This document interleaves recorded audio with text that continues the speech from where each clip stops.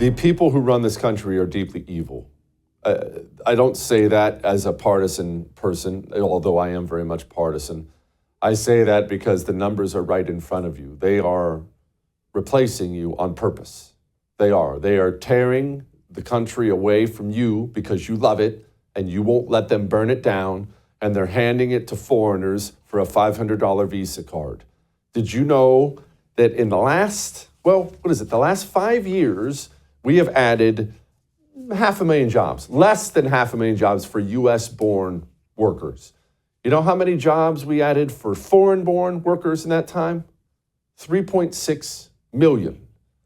Democrats took over this country, opened up the border, took your job away from you, and handed it to somebody whose loyalty can be bought for a welfare check. Sit and think about that. Joining me now, Dan Lyman, founder of Border Hawk News, who's been all over what's been happening to this country for a long time. Dan, please explain to me why this isn't treasonous, what these people have done. Well, it is treasonous. And as you mentioned, the number of foreign-born workers in the labor force now is just exploding. We've seen that actually for decades now, but it's certainly gotten worse under this administration. 88% of labor force growth now is foreign. And if that's not a great example of the great replacement, I don't know what is. And it's de facto government policy at this point to prioritize foreign workers. We see that with the H-1B, H-2B programs. We see that with the CHNV program, by which more than 500,000 illegal aliens have entered the country and have been given work visas. And that's just happened in the last 18 months alone.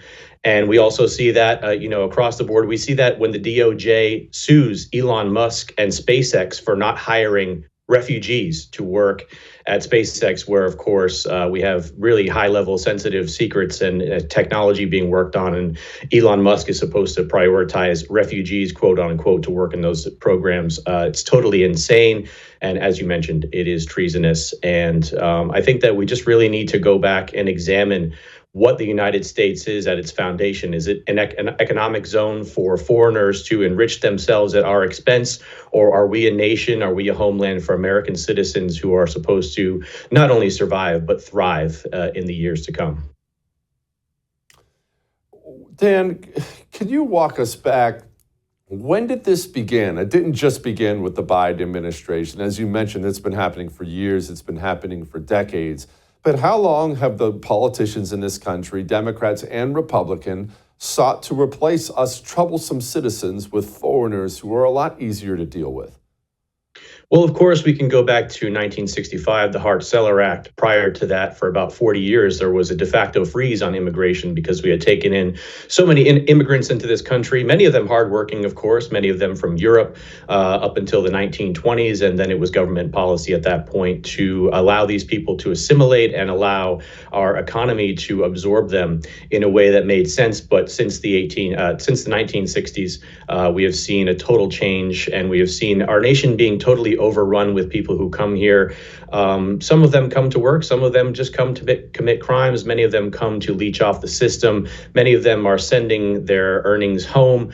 And as a result, we see that Americans are suffering. We are now watching more than 100,000 Americans on an annual basis die of opioid overdoses. These are, in many cases, deaths of despair. We see fewer and fewer heritage Americans, white Americans in the workforce being admitted into university. And we see them being left behind at this point in favor of foreign workers. And we know, of course, the government is enabling this. But of course, this is the corporations that are really benefiting from this, and even down to the mom and pops. We see in many cases where a business will be taken over by a foreign manager or owner, and they'll just clear out the ranks and bring in a bunch of their own people to work in these businesses, whether it's hotels, motels, convenience stores, gas stations, you name it. So it's from the bottom up and from the top down. Yeah, it is. Donald Trump does not have a magic wand, and he didn't get elected king. What can he do without legislation? What can he do to reverse some of this? Well, of course, we need to be putting in place higher American first policies, which we don't really see that right now. That needs to just be de facto Trump policy. And when Trump gets in on day one, I think there's a lot of things that he can do. We saw how much Biden was able to do on day one in rolling back so much of the Trump immigration agenda. But I think that Trump needs to go doubly as hard when he comes in on day one. And we need to be signing a raft of executive orders on that day in order to right the ship here. We need to restart the border wall. We need to reinstate Remain in Mexico. We need to end all of these programs by which the Biden-Harris administration has brought in millions and millions of foreigners, quote unquote, legally via CHNV, CBP-1, family reunification, the CAM program. So we need to end all those on day one. We need a task force assembled immediately for mass deportations. We need a task force to find the missing children, hundreds of thousands of missing children that are being trafficked around this country. We need a task force to tackle the criminal networks that are operating within this country and outside of our borders. And, there's just a whole raft of things that need to happen. And we also need to work with the states in order to surge National Guard, law enforcement to the border and make a show of force that no longer will we tolerate this invasion at our borders. And also, we're not going to allow these people to keep flying into the country or being brought in to work in our economy. Tom Homan talks the talk, is the man who very much wants to walk the walk as the new border czar, and he's not backing off. Here he's been recently. Criminals and gang members get no grace period. But while we're out prioritizing the public safety threats and national security threats, if you want to self-deport, you should self-deport because, again, we know who you are and we're going to come and find you. So if you want to self-deport, that's fine. But criminals and gang members, they get no favors from this administration. You came to this country illegally, which is a crime. You committed crimes against the United States citizens, some heinous crimes. You get no grace period, so we're coming for you. How are they going to get home? How do they get home? Well, the ones we're going to arrest them up on an airplane and send them home. And the ones that want to go home on their own, they found their way across the world to come to the greatest nation on earth. They can find their way home. Either that, or I'll give them a free airline ticket that we put them on our airplane and we'll take them home. Okay, what does this look like locally, Dan? Are we going to be seeing National Guard troops walking the streets? What does mass deportation look like? I can't wait for it, but I want to know what it looks like.